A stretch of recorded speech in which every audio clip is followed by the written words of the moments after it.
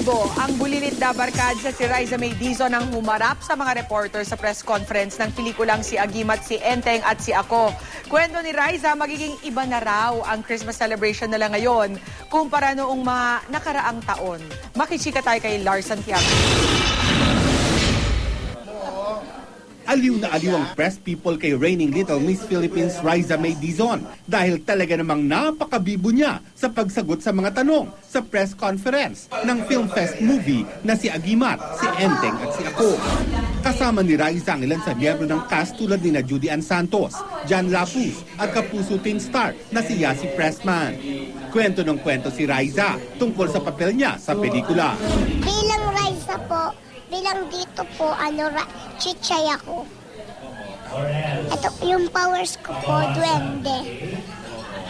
Meron po kasi akong, magic.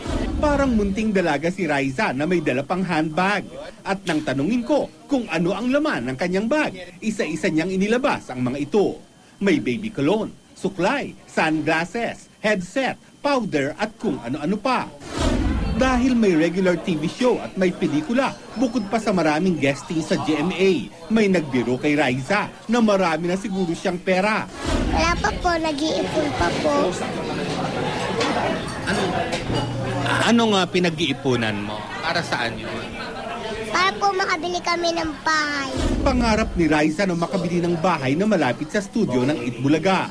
Sa ngayon kasi, sa Tondo, Maynila siya umuwi. Gusto niya ring makabili ng sariling sasakyan para hindi na sila magko-commute. Hanggang ngayon din, hindi nakakalimutan ni Riza ang mga nakaraang Pasko ng kanilang pamilya.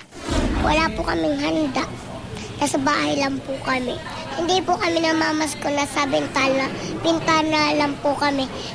Kasi po kami walang mga pagkain pagpasko. Pero sa darating na Pasko, ibang-iba na raw. Ibibili raw niya ang kanyang mama, papa at mga kapatid niya ng bagong damit. At may handa na sila para sa Noche Buena. Gulay po at saka adobo. Lars Santiago, updated sa Showbiz Happenings.